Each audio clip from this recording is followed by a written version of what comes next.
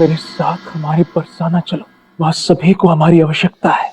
और कृष्ण तो यहाँ अपने अपने राजसी सुखों में मग्न होकर बैठा हुआ है। छोड़ो ये सब राधा, चलो मेरे साथ। अयन, तुम सदैव कृष्ण को अनुचित समझते आए हो।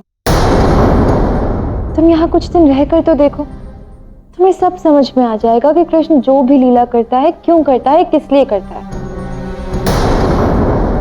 क्या अनुचित काम है और क्या अनुचित समझ रहा हूं मैं उस कृष्ण के विषय में? कृष्ण के जीवन में अब तुम्हारा वो स्थान नहीं रहा राधा। वो खिलवाड़ कर रहा है तुम्हारे साथ। अब उसके लिए केवल उसकी पत्नी सत्यभामा प्रिय हो गई है, जिसके लिए न जाने कैसे वृक्ष मंगवाने में लगा हुआ है। मैंने ये सोचा था कि उस कृष्ण में कदाचित इतनी अच्छाई होगी कि वो मेरी इस परिस्थिति में सहायता करे, किंतु नहीं, कृष्ण ने मेरी कोई सहायता नहीं की। केवल सहायता करने का ढोंग कर रहा है वो कपटी। अयन,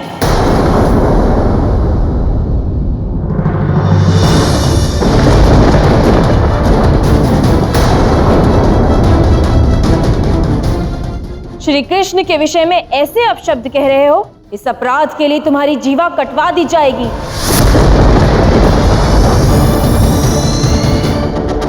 कान्हा, नारायण तो अपने भक्तों की सहायता के लिए ऐसे व्यापार या संधि करते नहीं। वो तो संकट में आए सभी की सहायता बिना किसी पक्षपात के करते हैं। फिर आज तुमने ऐसा क्यों किया? हाँ, वो नारायण तो ऐसा कुछ नहीं करते हैं, किंतु मैं तो नारायण का कृष्ण अवतार हूँ।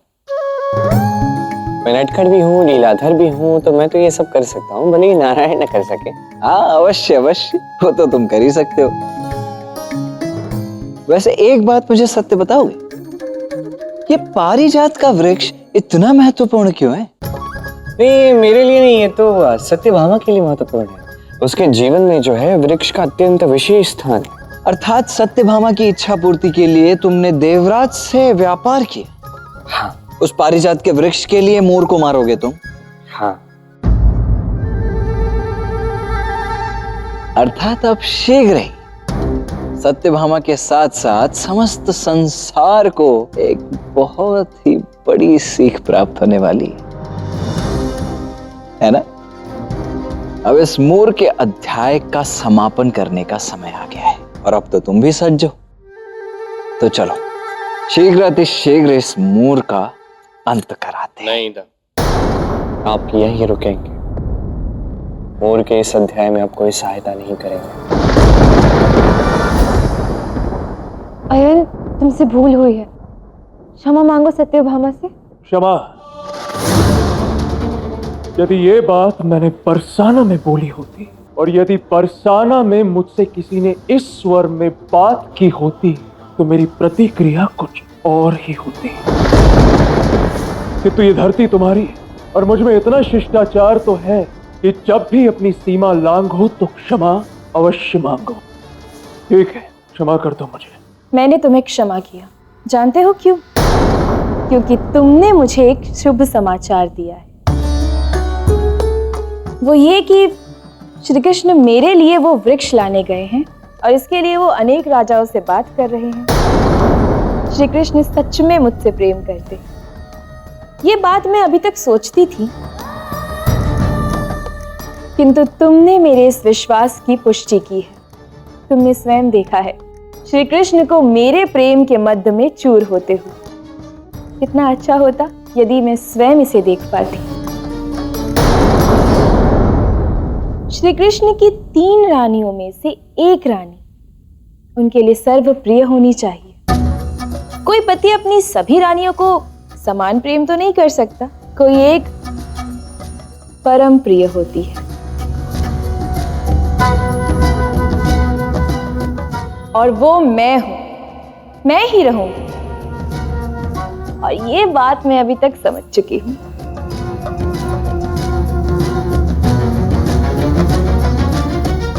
ये कहां फंस गया हूं मैं?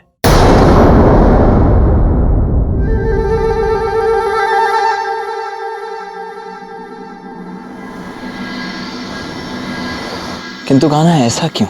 मोर के साथ तुम्हारे युद्ध में मैं तुम्हारी सहायता क्यों नहीं कर सकता? मैं शेषनाग हूं कान्हा। और वो मोर है, आपको ज्ञात नहीं है वो कौन है? आपको उसके विषय में जानकारी प्राप्त करनी चाहिए। तो बताओ फिर। मोर एक समय पे एक साधारण राक्षस हुआ करता था, जिसके पास कोई दिव्य शक्ति नहीं थी।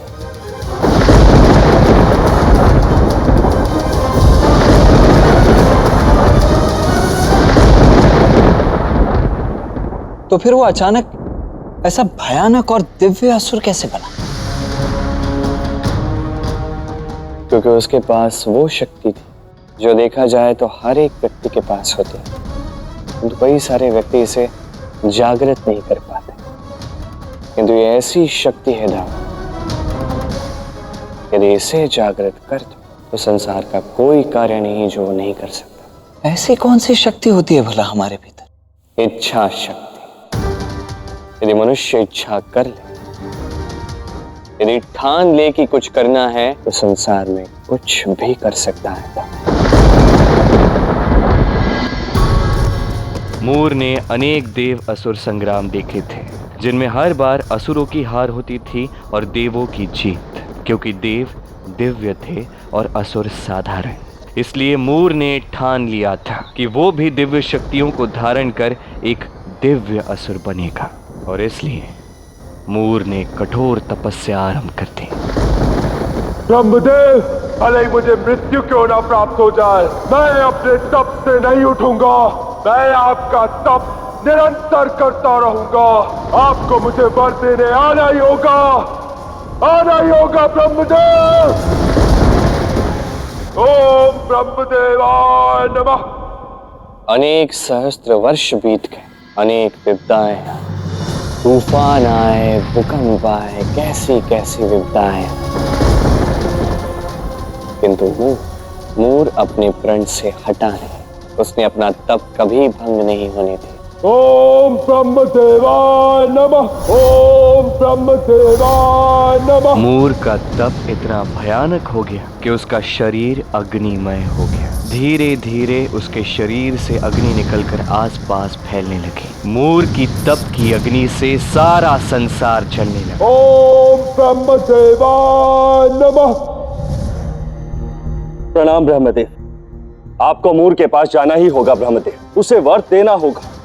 उसके तप की अग्नि से सभी लोग जल रहे हैं। यदि उसे मैंने वरदान दिया तो वो अजेय और अद्वितीय हो जाएगा, और यदि वर नहीं दिया तो सब कुछ भस्म हो जाएगा। आपकी बनाई सृष्टि का अंत हो जाएगा ब्रह्मदेव।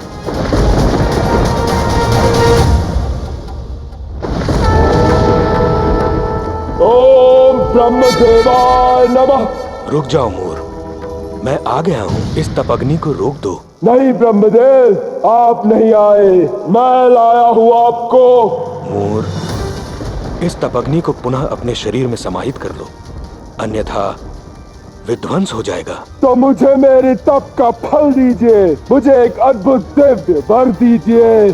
ठीक है मोर, मैं तुम्हें वरदान देता हूँ कि जो अग्नि तुम्हारे शरीर से निकल रही है, यदि उसे तुम पुनः अपने शरीर में स्थापित कर लोगे तो तपअग्नि को नियंत्रित करने की शक्ति से तुम संपन्न हो जाओगे।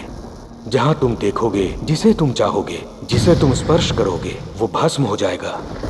पंचभूतों में से एक भूत अग्नि तुम्हारी शक्ति बन जाएगी।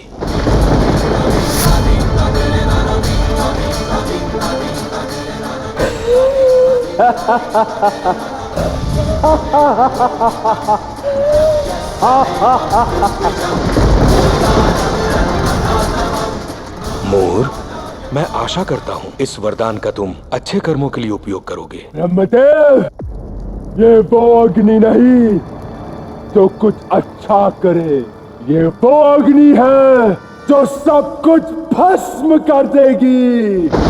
देवताओं ने असुरों पे जो अत्याचार किए हैं उसका मैं प्रतिकार लूंगा, भस्म कर दूंगा सबको।